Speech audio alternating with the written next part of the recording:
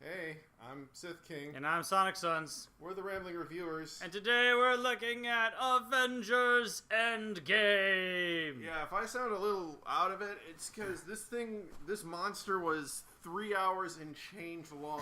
Yeah. I'm just a little bit frazzled right now, trying to take it all in. Yeah, I can understand that. Look at the running time now. It says the running time is 181 minutes. Yeah, that's 3 hours. That's 3 hours. Yeah, this is Lord of the Rings length, and a lot of that was fighting.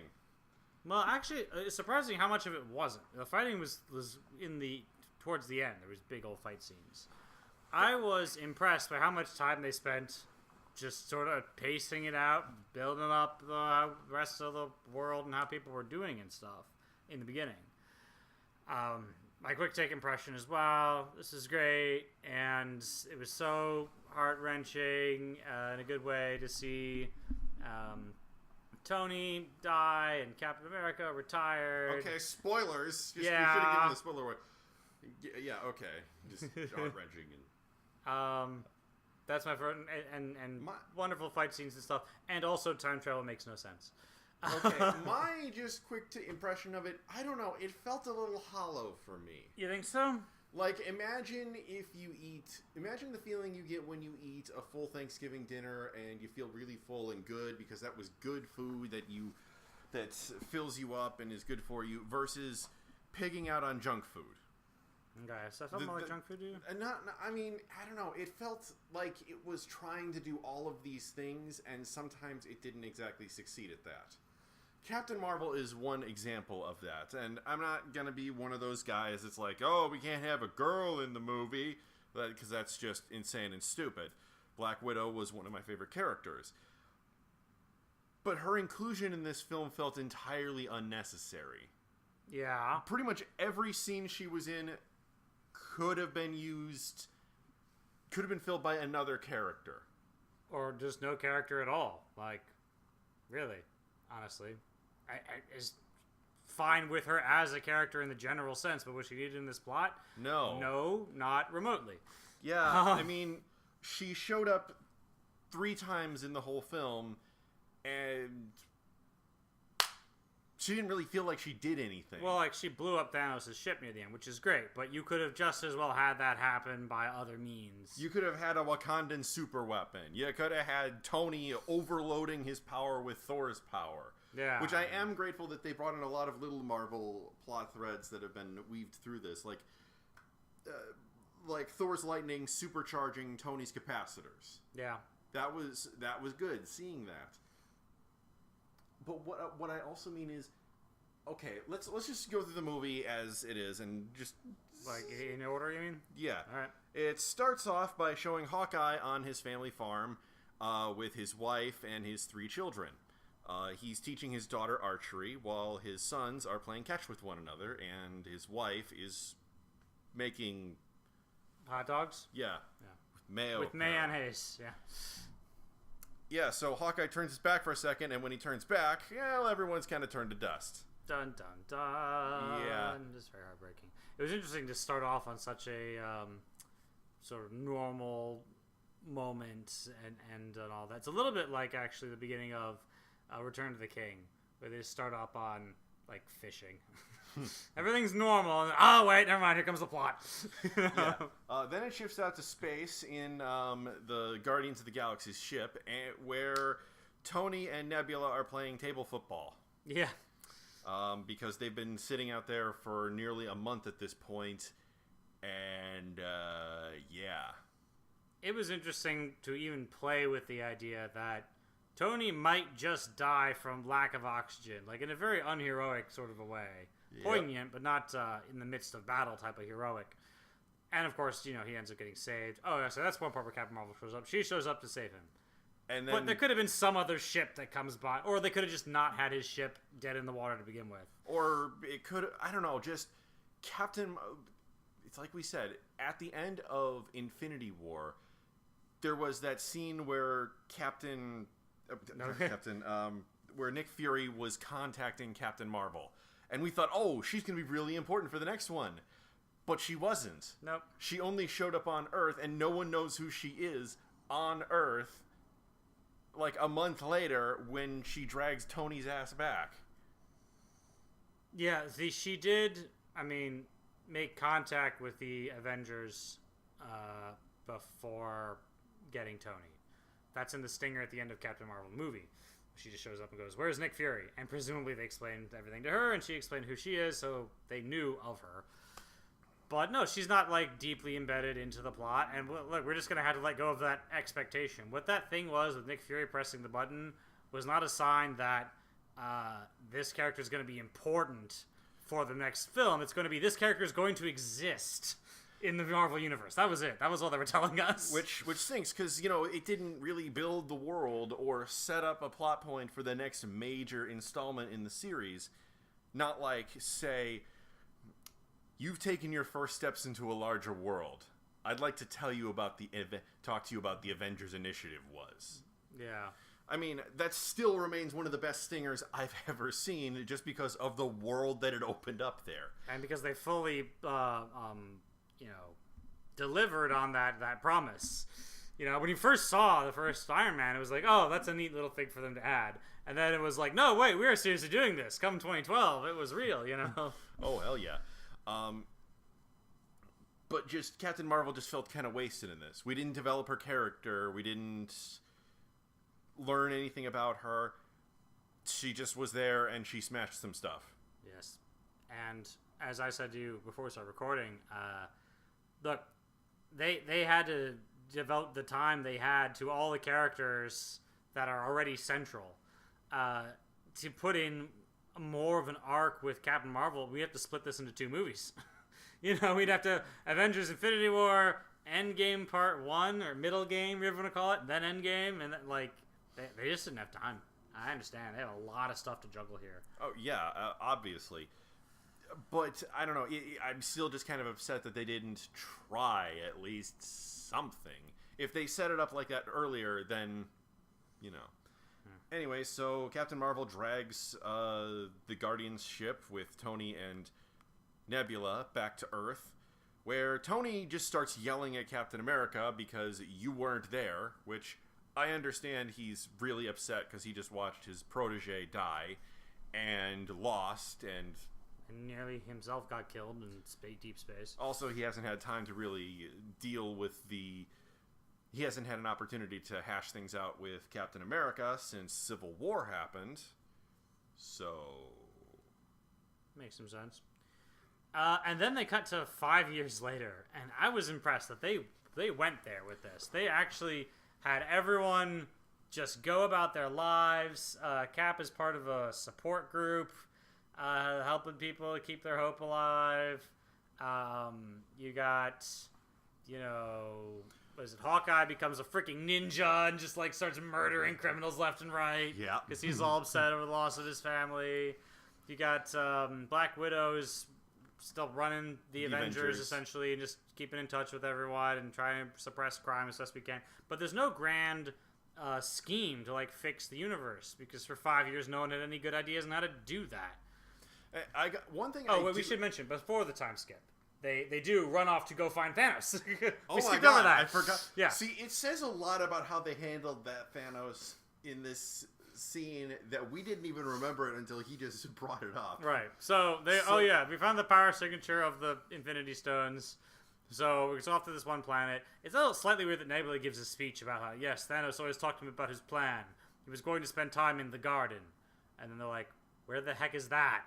And then Rocket's like, oh, it's on this one planet over here. We found it because of the tracking beam. Okay, so Nebula's speech was not necessary. Yeah, it was entirely unnecessary. So they go to the Thanos' planet, and we were expecting Thanos to do some sort of curb stomp, and they'd have to, rally their forces to take him down the climax. No. What happens is, first we see him going around his garden picking vegetables. Then he starts making soup. Captain Marvel plows through the wall, and the Avengers come in, cut off the Infinity Gauntlets. And cut off his hand, we should mention. Yeah, cut off the hand inside of the Infinity Gauntlets, and discover that Thanos used the Infinity Gauntlet to destroy the Infinity Stones already. And then he's like, dude, I already won. I am inevitable. how are you? And then Thor cuts his head off. Yeah. So, Thanos won, really. As far as that part of the plot is concerned, yes. Do what you must. You know that meme picture of like the possum sitting inside of an empty donut box saying, "Do what you must. I have already won." That was Thanos right there. He already won. Yeah. And one thing that I really have to commend the Russos or Kevin Feige or whoever was responsible for this decision, they did not skip out on what is they did not skip out. They had 5 years that was not unwritten, that was not reset. There was no reset button. Earth experienced 5 years post-snap. Yeah, and even as the end of the movie, they still have that experience in their collective history. Yeah, well, half of them do. Right, well, the other half of the experience of, from their perspective, time traveling 5 years into the future all of a sudden and going, what the hell? Well, according to Peter, it's basically they pass out and then they wake up 5 years later. Right, when, again, what the hell? If I woke up tomorrow 5 years in the future, I would say, what the hell? Oh, okay, fair enough. But they don't skimp out on this. There's memorials, there's... the society is kind of in tatters. New York City looks pretty freaking abandoned. There's lights off everywhere. It looks like the statue, Liberty Island, is a refugee camp now. Oh, I didn't even notice that bit. Yeah. Yeah, there was all these boats docked there. Okay. I still say it would have been great had Nick Fury survived the snap, hit the button, and then you do a movie, a very low-budget movie, called Nick Fury Aftermath, right? And it's all about him just doing that low-level street stuff and working with people with guns instead of anybody without any superpowers, just trying to stop, like, anarchy and shit. And then he could die at the end of that. He could make his heroic sacrifice so he still wouldn't be around for Endgame. That'd be great, but they didn't do that, so okay, fine. As a fan of the Why the Last Man comics, that is an interesting premise to explore. And I'm glad they spent as much time as they did, but you could spend an entire movie in the world of half the world is dead. Yeah. Well, to explain the next plot point, we need to go back a few years. More so than already was present in the time skip. See, in Ant-Man and the Wasp, the stinger of that was them trying to go into the quantum realm to save... He had to get these quantum healing particles to help the girl who had been the villain and reforms kind of at the end. And her whole deal is she's been quantum zapped and she needs these particles to not die. Yeah, well, he went into the quantum realm, but he got stuck there because everyone who was running the quantum machine outside got snapped. Mm-hmm. So, if 5 years later, a rat walks across the controls, just turns one it on, freaking rat saves the universe. I just want to point that out. and then he's let out of the quantum realm. He stumbles around for a bit. A kid is a real asshole when he asks, "Hey, what happened?" I don't think the kid's an asshole so much as he figures Scott is being an asshole to him, because who would not know what happened? This is the most important event in human history has happened. Yeah, true. He finds the memorial, which very tastefully done. It's just a bunch of monoliths with the names of everyone who was snapped. At least everyone in that town, I take it, because it couldn't have been everyone who was snapped. Well, no, not ever. I figure there's more snap monuments all over the place.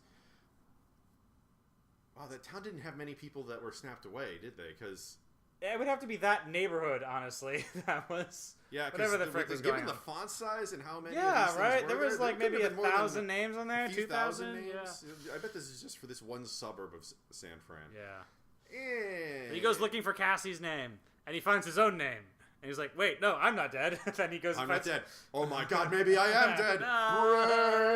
Brains. And then he finds Cassie, who's now like 15 apparently. So she must have been like 10 when I knew her. I thought she was more like 7, but whatever. Yeah, I thought that too. Yeah, okay, maybe it wasn't just me that was doing that. Yeah, then again, it's been a little while since I saw Ant-Man.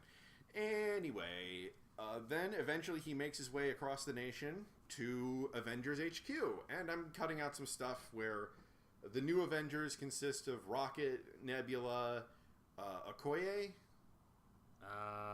whoever was head of the Dora Milaje. I'm butchering words. Those people. Anyway. Yes.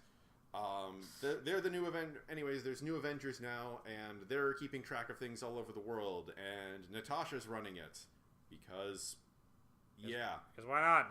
She has good leadership skills or something. That's fine. Yeah. Meanwhile, Cap comes in, and they start talking about the responsibility and how we all need to move on. And I mean, you say it that way, it sounds dumb. I like the conversation. It seemed important. Yes, but I'm not good at summing up Okay. dramatic moments, Yeah. so I tend to skip over them. Okay. Then they find out that Scott Lang is outside. Bring in the doorbell. The video doorbell.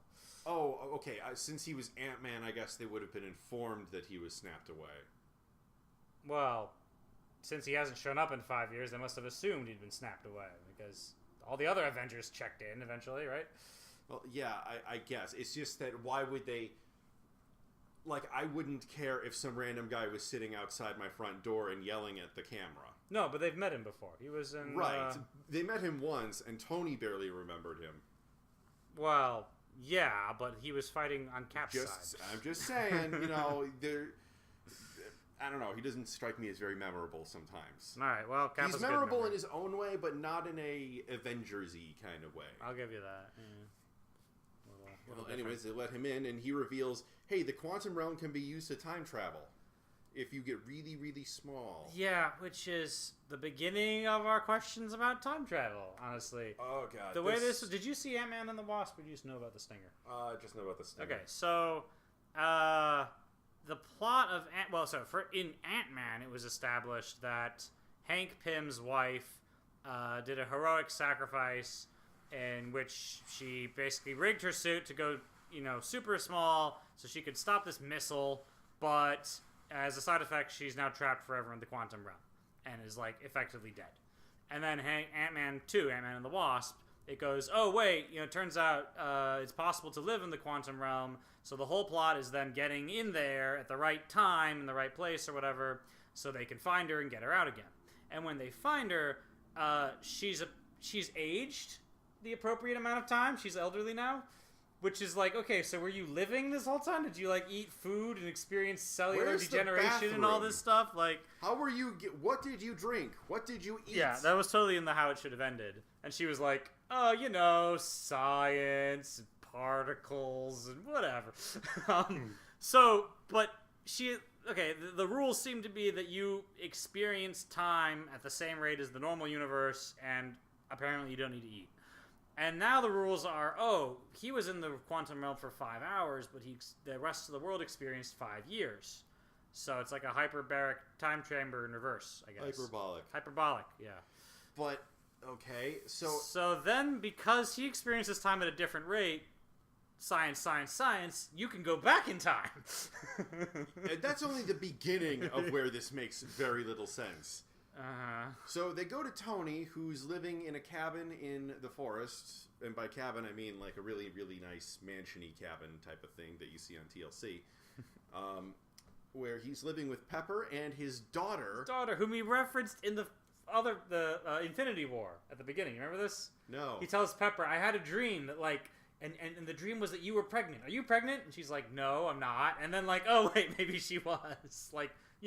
She could have gotten the baby the day before, and he just had a prophetic dream about it. Well, see, I was thinking that based on what they said, you can't change the future. What was going to happen was that... Okay, well, Actually, no, I don't know what I was expecting to happen. Jeez. Okay. Oh, no, I know what I expected to happen, but that's not until a later plot point happens. Okay, but... So they say, okay, we're going to try to go back in time, and... We're going to get the Infinity Stones from the past. Which is a ballsy way to go find them. Yes. I mean, that's not how I thought. I thought Infinity Stones didn't work that way. I thought they were unique to their own time frame and the universe. But okay, whatever. Well, we've already established they can be destroyed and the rest of the universe keeps happening. So I guess they're just an add-on, as it were. I don't even... And anyway, Tony's reluctant to do this because if he screw with time or get himself killed, this could be a problem for his daughter. And also, he's still kind of mad at Cap. But eventually, he comes around. In the meantime, we go and find Bruce Banner, who is now I want to say Grey Hulk, except he's green. But the point is, he's got the intelligence of Bruce Banner and the Hulkness of the Hulk at the same time. Turns out he did that to himself during the 5-year time gap because it was easier to live that way, I guess. I don't know. Well, I mean, I gotta figure that if he gets mad now, he's not going to destroy everything. Yeah, that makes sense. So then he starts experimenting with time travel because apparently he's capable of that. Except he's really not. Well, he ends up putting time through Lang instead of sending Lang through time. So there's a funny scene where Lang gets super young and super old and whatever. Yeah, so that's and funny. Then Tony comes and he's like, yeah, I figured out time travel while you idiots were screwing around with this stuff. And so they build a time machine and use Tony's magic nanobots to make themselves time suits so they can go back in time to various points in the Marvel Cinematic Universe history and, steal the Infinity Stones with the promise to the Ancient One. Yeah, well, that comes up later once they get to talk to her, yeah. Yeah, with the promise that they're going to return them once they're done. Interestingly enough, the Hulk gets his the easiest out of all of the Infinity Stones. He just talks to the Ancient One, and eventually mentions that, oh, by the way, Stephen Strange gave Thanos his Infinity Stone in the future, and she's like, oh, this must mean something. Here's my Infinity Stone that I said I was willing to sacrifice my own life to protect. I mean, he is the Sorcerer Supreme of the future who's got sway. I guess I kind of wonder why she necessarily believes Bruce's story, but maybe she cast a truth spell and we didn't notice. Well, she has the Time Stone. I bet she saw this conversation happening. Yeah. That brings up all sorts of weird things, though. And she's had, like, I don't know how many thousands of years to experience the Time Stone. I bet she has, like, magic that allows her to just peer into the future and see stuff just without having to open the thingy. Yeah, the eye. But it wasn't made super clear, and it's just basically, again, mysticky and kind of what you would expect from the Ancient One. Anyway, so what they do is several Avengers go into space. One goes to some go to Asgard, some go... Oh, wait. They got to get the band back together. There was several scenes about getting the band back together, actually. Yeah. Tony's was one of them. Then there's the Hulk's scene, which involves... Just meet him in a diner, and people want his picture and stuff. Yep. Which goes on for a little too long. This seems to be a running thing for this movie, that the jokes go on a little too long. Yeah, I mean, I get what they're trying to do there, and sometimes it was fine, and sometimes maybe just a hair. Yeah. Yeah. Hawkeye, ever since his family died, has gone on a murder spree of all the gangsters he can get his paws on. Also, somehow he went from Mexico to Tokyo in a few days. Presumably, international flights have been resumed after 5 years. So. Well, yeah, it's just... I don't know, why aren't there... Did you kill all of the criminals in Mexico? Otherwise, this just seems like, you're just... he had randomly. I presume he had a grudge against one particular guy and went out of his way to go find him. Well, anyway, they drag Hawkeye back, except he's now a super murderer. Whatever. He's, one of those anti-heroes. Lethal anti-heroes, yeah. Meanwhile, there is a new Asgard on Earth. Which is really just a town. Yeah, it's just a town. Which references the comics where Asgard was, actually still is on Earth at this point in the comics. Oh, yeah? Yeah, new Asgard. Anyways, except it's just a small fishing village where he, Korg, and Meek live in a cabin with Thor drinking beer constantly. He has a beer gut now. And, oh yeah, Korg and Meek play Fortnite. Because, sure, why not? Yeah. I wonder about this a little. Like, on the one hand, it is really cool to see that the snapping, as the internet calls it, really affected people. And Thor has just had too much, and he is depressed, and it really throws him for a loop. On the other hand, it does make him sort of objectively less heroic than, say, Captain America or Black Widow, who kept on doing hero stuff for the remaining 5 years. But, I don't know, I guess different people react in different ways. Yeah, that's true, that's true. It is weird seeing Thor with a beer gut every time I see him. Yeah. Meanwhile, they go through a sequence where they're trying to identify where all of the Infinity Stones are. And this has to have been inspired by at least some internet conversations. Some of the things they say.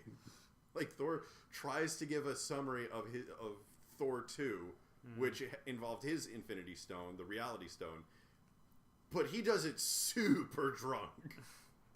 Thus, funnier. Meanwhile, there's a scene where 3 Avengers are lying all over this table before Natasha points out, hey, wait a minute. That means there were 3 Infinity Stones in New York on one day. The Space Stone, the Mind Stone, and the Time Stone, yeah. So, a bunch of them go back there. I mentioned Hulk getting the Time Stone. And it was neat to revisit 2012. And not to mention Ultron at all, because we skipped over that movie. Well, it didn't really... No, it's not. There's a reason they skipped it. I'm saying, though, like, if we're going to go to the past, I'd like it to be the movie I liked better. Yeah. So we get to see what happens right after the I think I'll have that drink line. We also see how Hydra got their hands on the staff. Specifically, they posed as S.H.I.E.L.D. agents and took the staff. Yeah, which makes perfect sense. Then we get Captain America on an elevator with the same guy he beats up in the elevator in Winter Soldier, was it? Yes. Yeah. All the same guys. All the same guys. Except for Pierce. Okay. Pierce was extra there. But he pretends to be a Hydra agent so that he takes He just whispers, "Hail Hydra," and they give it to him, which is a really terrible code system, Hydra. If even one guy figures this out, then he has broken all your security. Heck, they made fun of that in how it should have ended. Yeah, they did. Yeah, the Winter Soldier. But, like, seriously, the balls on Captain America to pretend to be a Hydra agent in order to just literally walk away with the most advanced weapon, dangerous object in the history of the universe without a fight. That was pretty cool. And also reference that weird storyline of the comics where Captain was a Hydra agent, which I think was because of time travel or some shenanigans, and they fixed that. Red Skull had the Cosmic Cube. Well, how does that make him into a frigging Hydra agent? The Cosmic Cube manipulates reality. I thought that was the Reality Stone. They can both do that. I thought there was the Space Stone over here and the Reality Stone over there. A Cosmic Cube is a different thing than the Infinity Stones. Wait, I thought the Cosmic Cube was the Space Stone in a box. No, that was just so that that was just a reference to that.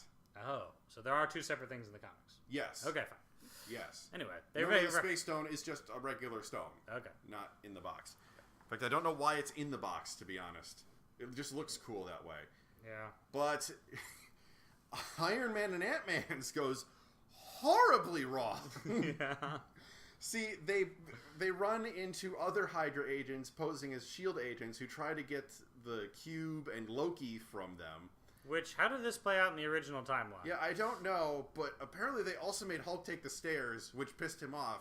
Yeah. I mean, admittedly, it's the Hulk. He's going to be pissed off no matter what, but still, though. So many stars! Yeah, that's a meme.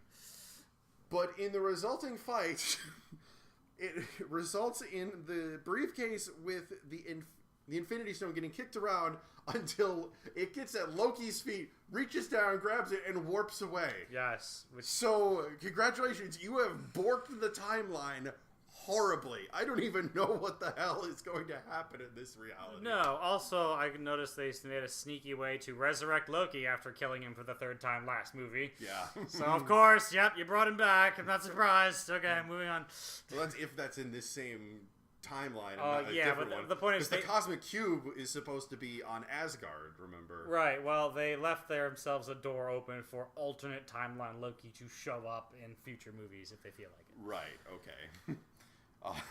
So then they decide to go further back in time, but the way they present it, you think that it's going to be some big sacrifice. No, they're just going back in time to the final Stan Lee cameo in the 70s working on the S.H.I.E.L.D. base. Right. Also, by the way, Captain America got to beat himself up for a while there. That was cool. Okay.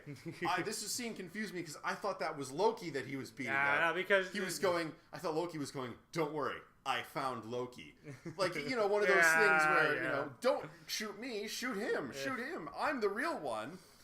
Right. Because he's done that. He did that in the exact previous scene and in Thor 2. Mm-hmm. Well, in this case, if there had been other people in the room, I would have fallen for it. But if Cap, by himself says, "I found Loki." There's no reason to say that unless he is Cap and he thinks he's found Loki, because no one else looks like me except me. And then except that people had been radioing, Loki just escaped by warping away. Yeah, okay, that's true. So him saying "I found Loki" while having a finger pressed to his ear indicated to me that he was. So it really was Cap, though, and they started beating each other up. And he even pulls the "I can do this all day" line. Yeah. And Cap's like, "I know." And then he surprises him by telling him Bucky's alive and uses that to get the upper hand, and then he walks off with the staff. But yeah, then we have to go further back in time, because we only have enough Pym particles to go back once and then a return trip. But wait, we can go back in time to the 70s, where the Space Stone was being stored in a shield bunker, and also pick up more Pym particles while we're there, which, if you think about it, fricks everything, because now we have an infinite supply of Pym particles. We can go back and resurrect absolutely any person who has ever died, including the terrible sacrifices to be made later on in this film. Yeah, that was never really explained satisfactorily. It's never going to make any sense. Okay, now I can assume that the sacrifice of someone to get the Soul Stone, I can assume that that's like prevented by the Infinity Stones themselves. You could assume that, except for Gamora. So too bad. No. That was different. That was an alternate timeline version of Gamora. I don't see how that is different. They go back to 2014, whatever that was, in which there is a Gamora who, up until that moment, is our Gamora and will become our Gamora if she lives on. Okay, the original Gamora, I mean. They don't resurrect the original Gamora. No, but you bring back a Gamora who could easily develop along the same lines. Yes, but it's not the same Gamora. If I killed your dog and then got you another dog, is that the same dog? No, but if you went back to, spoiler alert, because we're already spoiling things, 3 minutes before Scarlet Witch, I was thinking of Scarlett Johansson. But 3 minutes before Black Widow throws herself off the cliff and say, "Hey, Black Widow, I'm from the future. Let me take you to the future now with me," because we all know messing with the past apparently doesn't screw up the present, then you could get her back and she would only lose 3 minutes of development. Okay, fine. Right. I'm just saying, once you have infinite time travel and no paradox problems, then there's nothing left. Yeah, you have to ignore that for the rest of the drama to work, which I effectively did for the rest of the drama. Well, yeah, okay. But, yeah. So, they screw up, they get the Space Cube, and the Space Stone, so all 3 of the New York Stones are back. Everyone gets to revisit their past, by the way. Tony gets to talk to his dad, Thor gets to talk to his mom, Cap gets to see, what's her name, Peggy? Yeah. For a moment there, we're all just greatest hits of everybody's past and stuff. Yeah. It's the space area that has the most problems because we have Natasha, or is it Natalie? Natasha. Yeah, Natasha. And Clint, Hawkeye and Black Widow go to Vormir to get the Soul Stone. And they both say, "I'll be the one to sacrifice myself so that you can get the Soul Stone." Which, eventually it's Black Widow, but they're basically fighting over who gets to kill themselves for a little while. Which is very heroic of them. It might almost be more interesting, though, to watch Hawkeye accept it, because, logically, the one who has a family who's gonna miss them should be the one who lives. Okay, yeah, but that's how it turned out. But at the same time, it would have been very, very heroic because he knows he's changed so much in the last 5 years. Yeah, he did bring that up point. Yeah, well, he effectively does by the end. But okay, yeah, he's worried about that. Which is, Anyways, so Black Widow dies, and Hawkeye gets the Soul Stone. Nebula and War Machine go to that planet that we saw at the beginning of Guardians of the Galaxy, and we see that instead of music playing everywhere, it's just Peter dancing like an idiot through the ruins while singing to himself. I think he's got headphones or earbuds. Oh, he absolutely does have headphones. Okay. It's just that no one else is hearing the music, right. so it's it much less impressive. Yeah. So they knock Peter out, steal the Power Stone, Again, no paradoxes here. None. No paradoxes at all, except for then Nebula's cyborg parts start sparking and prevent her from going back to the future. Because she exists at the same time as another Nebula does. And they both got cybernetic implants that are wired to themselves, essentially. So, essentially, they share memories. So, Thanos knows now. What I thought was going to happen was that Nebula was going to overpower whatever control thing was and send herself to the future, which is where Thanos would have learned about Tony Stark and the Avengers in more detail, which is why he said, "You're not the only one cursed with knowledge." Wait. Our Nebula was going to go back to the future. Which part of the future? Where they just came from? Yeah, the home base future. Okay, so she's going to go back to the home base future and do what again? Because I missed you there. Okay. When the two Nebulas were linked, what I thought was going to happen is Thanos said, "Use my Nebula to read future Nebula's memories." I thought what was going to happen there was that he was going to read future Nebula's memories, including those of Tony Stark, about Tony Stark and the Avengers. Which is why in the Avengers Infinity War, after he stabbed Tony, Thanos said, "You are not the only one cursed with knowledge," to Tony Stark. Okay, the idea being that version of Thanos has known all along how this was going to play out because he saw future Nebula's memories. Right. And thus, there wouldn't be any paradox. The storyline would continue as usual. But it didn't. No. This went so far this off the rails. This other version of Thanos has a completely different ending. I mean, it kind of is the same ending in generalities. Death by different means. Okay, so this Thanos suddenly starts realizing that there are other people from the future chasing the stones, and so it's inevitable that he wins in the future. But he also wants to make sure they don't succeed at undoing what he did. Which is an interesting thing for a villain working at such a cosmic level, messing with the entire galaxy of the universe. And then he also has to mess with the time level and be clever enough to be like, okay, I have to deal with people from the future now. How the heck do I handle this too? To really put the bow on this package. I can only assume that the way he pulls off his later plans and brings himself and his forces to the future is because he saw Nebula's memories on how to do that. Yeah, I presume. Okay. So eventually he captures future Nebula and brings her to his command ship where Ebony Maw? Yeah, that guy. Squidward? Yeah. Squidward does his interrogation thing on her, and they start to realize, oh no, the Nebula might turn traitor on us. But Thanos says, "I know you won't, daughter. I will be proud of you." Which is nice of him to give her a chance, I suppose. Meanwhile, future Nebula starts talking to Gamora and is like, "Dude, he's gonna kill everyone. Including you, by the way." I mean, doesn't end up saying that explicitly, but it was pretty, Yeah, hinted very. She was getting to that. Yeah. So, eventually what happens is they swap the costumes.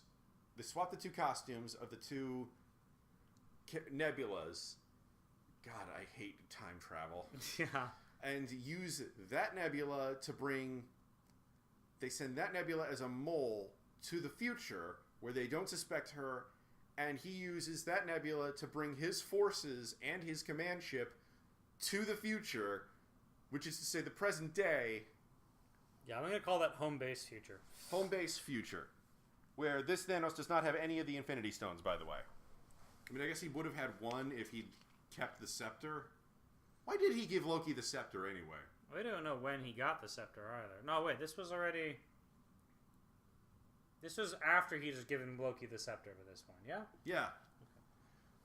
Huh. As to why he gave it to him, I don't know. Anyways, so they have all the Infinity Stones, and they construct a new Infinity Gauntlet using Iron Man stuff. Which apparently he can do pretty quick. Like, before you need to go talk to that one dwarf who could do epic shit and whatever. Yeah, because Tony isn't capable of epic shit at all. all. He's just... The stones are more mystical and he's more science, so it's slightly... I mean, okay, fine, I guess you can do that. Anyways, Hulk brings up a plot point from way back in the first Avengers film that the Infinity Stones let off gamma radiation, which is why they stated they were bringing Bruce Banner on board this project to begin with to help track down Loki, who was carrying around a large gamma-emitting object. So the Hulk is the one to use the Infinity Gauntlet, snaps his fingers, and everyone is brought back. Which we don't see, and for a little while there, I was slightly disappointed, and then I realized, oh, right, because they're trying to catch us by surprise for what happens later, which did, for some reason, catch me by surprise when everyone else shows up in the climax. I should have seen that coming. Well, Thanos uses the Pym particles that his Nebula stole to travel through the quantum realm into the future, where he is now floating above Avengers HQ and bombs the shit out of it, destroying it utterly. And everyone survives. Yeah, seriously. No one has a broken bone, even. Yeah, they just look cosmetic. They just look cosmetically damaged to show that they've been in a rough situation, but are essentially unharmed. Yeah, it's one of those things that takes the drama out of violence when you think about it too hard. Real plot armor going on there. Then Nebula kills herself. Kills the other self, we should be clear. Future Nebula kills past Nebula. Yes. Which just kind of proves that paradoxes don't matter at all in this universe. Do not matter at all. So Thanos starts doing nothing, actually, waiting for his Nebula to bring him the Infinity Gauntlet. And then Thor, Captain America, and Iron Man decide to go and kick Thanos' ass. Because he's way more manageable now that he, doesn't have the Infinity Gauntlet or any Infinity Stones. Mm-hmm. And we finally get to see something that we've wanted to see ever since Age of Ultron, Captain America wielding Thor's hammer. Yeah, Mjolnir! Because Thor stole Mjolnir earlier, and... Yeah, from the past, we should mention. Again, time travel doesn't really make sense at all here. Nope. They mock Back to the Future for not making sense, but Back to the Future made more sense than this. Back to the Future made a lot of sense. I mean, yeah, how it was at least internally consistent. It was internally consistent in how its time travel worked. Right. How the picture works is a funny thing, because at what point was a picture taken of him being just halfway erased? Right? In what timeline did that happen? But okay, fine, whatever. At least it was internally consistent. But the way that the time travel affects the timeline is internally consistent with other examples of time travel. Yeah. Okay. This one is just do whatever the hell you want as long as it's cool. Yeah, anything. Basically, the past is like a foreign country, as they say. And you get to visit and do whatever you like, and then come home and take souvenirs, and no one cares. Yep. Well, then Thanos starts doing something that I wish he'd done in the last movie. He starts landing, the Black Legion and Chitauri forces. Yeah, those guys. Yeah, I liked the Chitauri. I was disappointed that we didn't see them at all in the previous films. But he starts landing them, and there's this huge army getting ready. And he's just beating down literally everyone that's come his way. Everything looks lost, and then a sling ring circle portal opens up. And Okoye... Sam comes through the radio, right? Yeah, it says, and he was on your left. It was like, I love the references. And Black Panther, Shuri, which, by the way, it wasn't shown on screen, but Shuri was dusted with everyone else. Okay. And Okoye march through and start giving the Yabimbe, what is it? I do not know the words, honestly. But start giving the Wakandan war chants. All these portals open up, and all these armies just start pouring through with all the people who were dusted in Wakanda. All the people who were... Hey, wait a minute. If those guys were in Wakanda, what happens to the people who were dusted on airplanes? Oh. I mean, I presume Bruce has got some level of control to undust and put them on the ground. Some instruction to the gauntlet while he's at it, yeah. Okay, yeah, but there's every Avengers character, every Guardians character, everyone. Bucky's back, Everyone who was dusted. Spider-Man's back. We've got to mention that, yeah. Very important. He's like, oh, Mr. Stark, so I must have got passed out, but I woke up 5 years later, and Mr. Strange started doing this twirly thing with the lights, and it was just like, he gets to hug him. It's an absolutely massive battle, bigger than the Battle of Wakanda, and You know what? For once, I don't mind that they don't make any goddamn sense when they run at each other like idiots. Yeah, yeah. You just have to do that Hollywood charge thing. No one's using artillery, at least not effectively. No one's using trenches or anything. Yeah. You imagine they dig in for trench warfare for 3 years. Like, gets really boring. Yeah, seriously, the German army at Verdun could have beaten these guys. Yeah, a little bit. And it's an epic battle with Captain America swinging his hammer and everyone trying to get... Captain Marvel shows up and blows up Thanos' ship, which is neat. Yeah, and eventually Thanos gets the Infinity Gauntlet, except that Tony had stolen the stones 3 seconds earlier. And there was a weird scene where all of the women of the Marvel Cinematic Universe got together for one fight scene, and they tried to make it dramatic, but I thought it was just kind of forced. It was a little forced. Honestly, but part of the problem is you're trying to find moments in battle where people can stand around and talk to each other or, like, pose for the camera or something. And the battle's supposed to be frantic and no one having time to do that. And then someone's like, no, let's spend 20 seconds kind of staring into the distance at the same time. Yes. Now we are going to do... Now we actually do something instead of just standing there making a cool pose. Okay, so Thanos is about to snap his fingers. He's wearing the gauntlet. Snaps it. All there is heard is a clink. Yeah. Clink. What? He looks at the gauntlet. No Infinity Stones. Meanwhile, Tony has used the nanobots on his armor to turn his armor into an Infinity Gauntlet. And where Thanos had said, yeah, I am inevitable, the last lines that Tony Stark says out loud to the camera, I am Iron Man. Snap!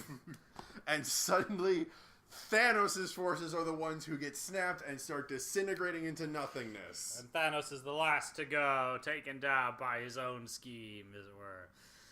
And then Tony dies! And he, like, lives long enough to see people a little bit, and then he doesn't get to say anything more, which is great, because he had a great final line. Let's not do the thing where the guy gets to give a huge speech, Pepper says to him, and Pepper shows up in a suit, by the way, a Iron Man suit. Yeah, Iron Lady. This had been mentioned earlier that he was making an Iron Lady. This is probably something like the rescue armor. Yeah. Considering the colors, that may well be it. Actually, the rescue armor is red, so... Oh, never mind. Wow, or I could be wrong. It's been a while. But I remember her putting the suit on very briefly in Iron Man 2. Anyway. Or was it 3? She tells him that he can rest now. He saved everyone, and then Iron Man dies, which is very sweet. Well, yeah, she actually says, we're going to be okay. You can rest. I love that phrasing, because we could refer to her and Tony, like, you will live through this. And then a second later, you're like, oh, she means, like, me and your daughter will be okay, and you can rest. Or the rest of the world. Or the rest of the world, right. But, like, and you can rest can mean, like, you can take a nap versus, no, you could, die. Like, you can go to your grave knowing that you've done what needed to be done. And he dies! Oh. They have a memorial. There's, like, a couple scenes of people reintegrating into their lives. Whatever Peter's school is, and Ned's there, and probably disrupts a lot of classes. Yes. Half the world is dead. I'm not sure they would hold school anymore, at least for during the initial shock. Yeah. And Tony does get to say goodbye to his daughter because he had recorded something beforehand, and he says, "I love you 3000," which is like a thing now. And they have the proof that Tony Stark has a heart thing. His very first arc reactor. They get a wreath and they put his very first arc reactor, the one from his heart, the one that Pepper had engraved with proof that Tony Stark does have a heart on it, and they float it downriver. To which I leaned over and said, and then Hawkeye shoots it with a flaming arrow and said, "Oh, I'm sorry, I thought we were doing the Viking thing." Yeah. We get to see everyone at the shoreline. They go through like each of the groups, and here are the Ant-Man related people standing there. There's the Wakanda people standing there. There's one person I didn't immediately recognize, but maybe Nick Fury was there. Nick Fury was there at the back, and you're like, it's so great because he was the guy who got him into the Avengers, and he was the first guy to announce the Avengers initiative to the audience, Even though he didn't really say a single line in the whole movie. He did not, actually, but okay, he was dead. He wasn't actually at the battle. That's pretty weird. No, but he did not. We haven't seen him do too much fighting, I suppose. We kind of hoped Stan Lee would be at the end there. You know, the memorial. Yeah, some guy, but he wasn't. Then they set up another time machine in Tony's front yard, and they decide to. Cap says, "I'm going to take the Infinity Stones back to their proper points in time." Which, given some of the points he stole them from, I wonder how the fuck he did that. Yeah. Considering that one of the places they stole it from was in the middle of Stark Tower, when there were agents crawling all over it looking for. Yeah. Also, he'd be like, "There, I've returned the Mind Stone to its proper place. The hands of Hydra." Hold on a second, I gotta fix something. Also, how did they put the Mind Stone back in the staff? Does he know like a glass blower or something? Yeah, it just happens. Or there's a thought that just occurred to me. If you go back to Soulstone Planet and you give back the Soul Stone, do you get back the sacrifice? Just like Natasha just like gets up again. He's like, "Oh, well, that works." Also, how did he return the Soul Stone? Yeah, did he go back to the past and grab a spaceship from the past to go to the? Yeah, must have, I guess, at some point. How did he get a spaceship? Because one of those points in the past that he needed to go to, whatever, it was the 70s. But he must have made multiple jumps without returning to home base, right? Which I guess you can do to get the time travel and the whole idea. Look. From a Doyleist perspective, the entire reason why you have to put the Infinity Stones back is to make sure they're not available for the next plot point. Because otherwise you have, like, you know, infinite wishes, essentially, for the next movie. Whatever attacks in Spider-Man's next movie, it'd be like, oh, wait, we have an Infinity Gauntlet and all 6 stones. We'll just fix that with another snap, right? Yeah. So Doyleist-wise, they had to get rid of them somehow. But then the idea of getting rid of them by putting them back where they came from is A, practically difficult, like we mentioned, and B, why? Because when you put them back, you're supposedly restoring that reality. But that reality is one in which Thanos gets the stones and kills half the world anyway. And you are, in theory, preventing that future. You've already prevented that future this time. Also, the actions that the future people took at Stark Tower were just insane from a how far is this thrown off the rails thing. Because now Hydra thinks that Captain America is an agent of theirs. Captain America has been mind-controlled by another Captain America. Yeah, hopefully that wears off. Oh, and let's not forget that Loki's soul stole the Space Stone and is God knows where in the universe. Yeah. So the Avengers are probably going to have a lot of their power curtailed, given the power struggle that happened in that lobby. Yeah. So that changes a lot of things. Yeah. The least... and I'm betting that someone realized, hey, someone broke into our super secret vault that had the cube thing in it. I mean, given that Tony, instead of using some high-tech encryption device, just sliced the damn thing open with a fusion torch. Yeah, that would definitely leave a mark.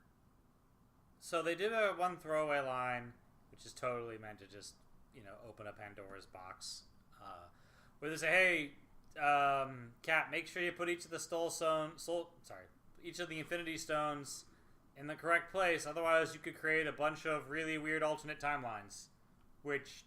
You already did that. A, you already did that. And B, he's guaranteed to create more. Because he can't, float through time incorporeally and just put the stone right back in the box it came from. He has to walk around and be like, hey, take this. And people are like, wait, what is that? And then he gets, beaten up by Hydra agents or something. I don't know. Yeah, dude, what the hell? Also, you couldn't have stopped... whatever. Then it's revealed that Steve did not go back to the future. The short way. He took the long road back so he could live out his days with Peggy Carter. So does this mean, him as an 80-year-old man was running around putting Infinity Stones back when it came to the correct time? I'm going to assume the multiple jump theory. Yeah, that he makes took more jumps sense. While he was young to put him back, and then a further jump back to the moment where he got iced, and then just I guess showed up in New York and was like, hey, Peggy, you may have heard that I crashed into the ocean. I mean, I did, but I'm okay. Don't worry about it. And yeah, then Peggy, the super spy, would buy that. I mean, you'd have to explain a lot to her. And then at some point, he had to be around when younger him woke up from the ice, and he saw 2012 happening. You know, I'm just like, well, that's on the news. Don't worry, I've already got it. And just flip the channel. But does this mean he had to watch his wife go through all of those horrible, horrible dementia and amnesia things, and then had to duck out of the room and pretend he wasn't there when... Yeah! Does and this then mean she pretend he didn't know him? Does this mean that the girl he was making out with back in Civil War, who was Peggy's granddaughter, was his own granddaughter? Wait, I thought that was her niece. Whatever. Close enough. Still icky. I don't even know where that girl went. She seems to have disappeared from the timeline. Yeah.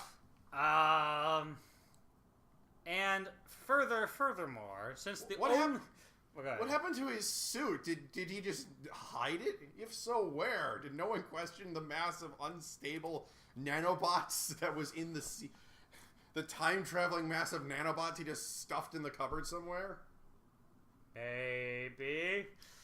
And since the one thing we know for sure about this time travel shtick is that going to the past in no way influences your present, how does him going to the past suddenly break the rule and influence the present at the end of the movie? Right? Like, old him should be growing up in an alternate timeline that has been created by his arrival in the past, not in this same timeline that existed in the first place, right? Ugh, it's so frustrating. This is why time travel is one of those things you have to do really carefully. Otherwise, you wind up with situations like this, because we don't know... It's not that time travel is a bad plot point, but as SF Debris says, every time you use time travel, you're making us wonder, why didn't you use it to do all this other stuff? Why aren't we using time... If time travel is as easy as, whipping up some Pym particles, why aren't we doing this to send infinite time-traveling reinforcements back to the past and winning all of the battles? Yeah. Why aren't we slingshotting around the sun and averting the Battle of Wolf 359 by sending Defiant-class warships in mass to stop Picard as Locutus? Yeah, I'm just thinking now of, 10,000 Captain Americas in the middle of World War II. Like, Hitler's just on some bunker or something, well, let's see who they sent, and there's just this whole horde of Captain Americas all running at him at the same time. Rip, I quit. Never mind. Fuck it, I quit. That should be in the how it should have ended, if that hasn't come out yet. Which I haven't seen it yet, so maybe they're still working on it. It would make sense. Those are hard to do. And just incidentally, Pym particles, whose only known property thus far has been to make things small and or big, are making things now time travel also. We just throw that in there. Whatever. They also do that. Yeah. Science, particles, and stuff. But no, it was still great. Saying goodbye to those two characters because I knew their actors wanted to leave. So we got one of them died, one of them retired. The callbacks. Tony's daughter mentions right after the funeral that she wants to have a cheeseburger. And you're like, cheeseburgers. We remember that line from 2005. 8. Dang it, I keep screwing that up. 8. And what's really sweet is that the person comforting her is Happy Hogan, who is played by the director of the first Iron Man film. Yeah. And then, the last thing we see is back in the 40s or whatever. Cap's having his dance with Peggy. Peggy when he had given the line just before he crashed, which was, I'll have to have a rain check on that dance. And then he finally got the dance. And that's great. And I guess... Despite the fact that makes no sense. I mean, time travel-wise? Yes, time travel-wise. Yeah. Nope. Does he have, grandkids now? If so, shouldn't that have affected the timeline? Shouldn't everything affect the timeline? Yeah, did he just not tell anyone about the Chitauri invasion or the fact that Hydra invaded or anything? Hey, Peggy, by the way, there's Nazis inside the group that you made. Yeah. That shouldn't affect anything. You should bring that up at some point. Yeah, that's the problem with time travel. You need to have very specific rules on what it can and cannot do and why it can be used or not used depending on how the situation You can't just have a set of rules, throw them out halfway through, and then just say, fuck it, we're not using rules now. Yeah. Incidentally, we introduced the Time Stone earlier in Doctor Strange's movie, and it was displayed that it can revert things back to their previous state. Yeah. Like, you could tear up a book and then, like, redo it, back to the way it was. Which also seems to be the key to immortality. Oh, Tony, you're dying. Oh, wait, never mind. Look, you're healthy from 10 minutes ago. Yep, everything's fine. Like, right? Anybody? No? And yeah, also we have time travel. Let's go back and save Vision while we're at it, right? Just pick him up right before he died. That won't affect anything at all. There we go. Done. Ugh. So I don't know. Could we, on the spur of the moment, come up with a way that would have made all this less complicated while still accomplishing the other goals of the script? If you jumped back in time only once and then kept to a strict, tricked out time sort of thing, they didn't see, like Back to the Future 2, we didn't see himself the whole time. Okay, so make it explicit that what they're doing is not time travel, but traveling to a parallel universe. Okay. So in this parallel... A parallel universe where it's like exactly the same except for one molecule. So it's like causing... we cause the branch at the moment we arrive in the past type of thing? I was thinking just have it be plain old dimensional travel, but okay. Just plain old dimensional travel. Because if it's plain old dimensional travel, then Thanos may have snapped his fingers in 1,000 different parallel universes that all need to get saved one by one. So that was my own problem with that. And now for the stinger. All right, universe number 5, 8 through 7. All right, fix this one, and this one. And this one, and this one. Yeah, but, okay, just make it explicit that this isn't specifically time travel. Okay. Let Captain America just retire. Yeah, you could just retire normal mode. That would work. Then I guess we have or to have him flash get forward. really badly injured and need, like, a heart cyborgy thingy, like what Tony had. Okay. Which prevents him from being part of active duty anymore. Yeah. Yeah, that could be good. Allows him to live, but at the same time, he's like not on the front lines. Or you know what? Since we already had a scene, a funny scene of dudes getting aged by time travel gone wrong, you could have him get zapped with the time thing near the end, and it makes him all old, but he's okay with it. The only problem with that is he doesn't get his like 80 years with Peggy or whatever it was. Yeah, I could do without him having 80 years with Peggy. Yeah, well, that's a happy ending for him. So. It's a happy ending for him, but it just doesn't make sense.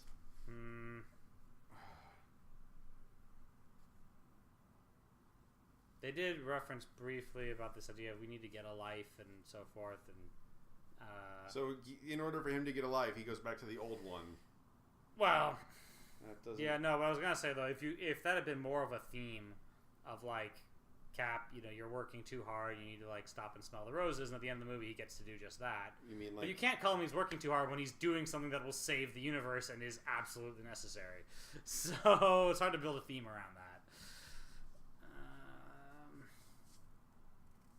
Yeah, I know. Later on I may piece together a way to make this all more sensible. They could have just... No, they couldn't have. I was going to say, you could have just do like, and then we go and defeat Thanos, the end, and don't bring everyone back. But then, geez, you lost a lot of important characters forever, and you just can't let that happen. Yeah. There's going to be a Black Panther 2 coming out. There's going to be another Spider-Man. We want to see another Spider-Man movie, so, they gotta make that happen. I'm okay with not seeing another Spider-Man movie. The last 2 decades have had, like, so many Spider-Man movies. They had a lot of movies. But I liked Homecoming way better than the Andrew Garfield, I want to say, movies. That's fair. That is entirely fair. I only saw the first of those anyway. Didn't bother seeing the second. I missed the Tony Maguire ones. They were bad, but they were enjoyably bad. They were, yeah. They definitely have some rough edges. But plus, J.K. Simmons as J. Jonah Jameson. J.K. Simmons is perfect in that role.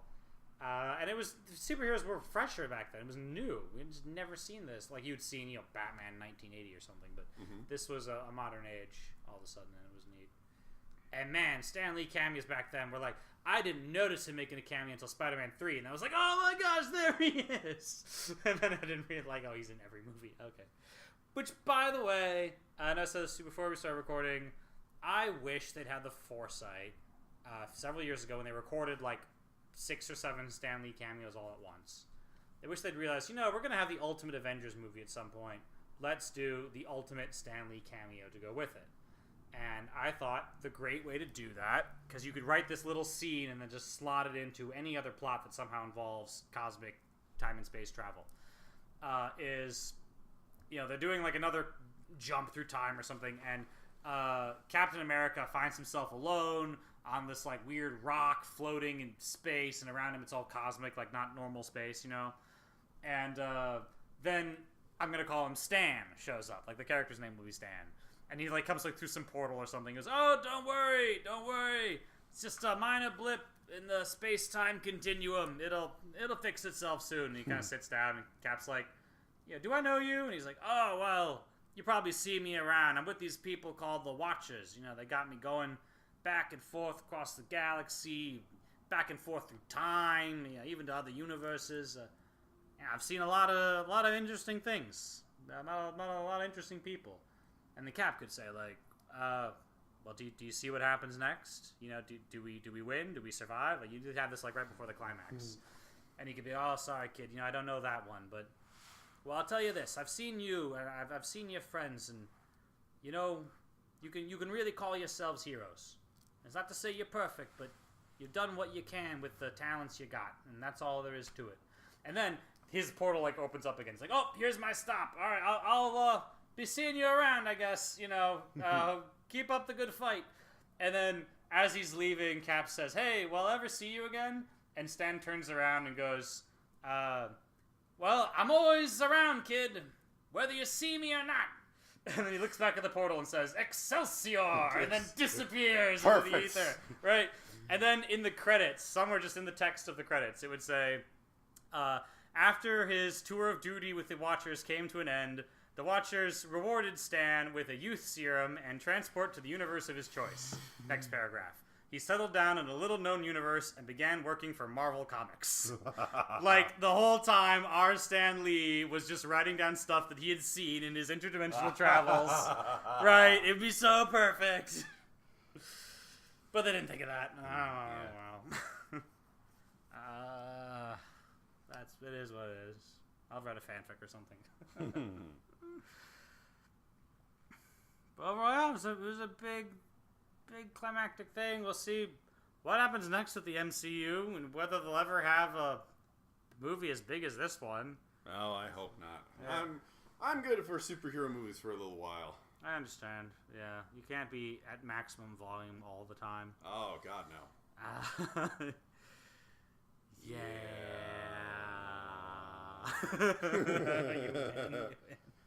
Anyways, is that about it? Yeah, that's about it. So, yeah, I'm Sith King. I'm Sock Sons. Signing off.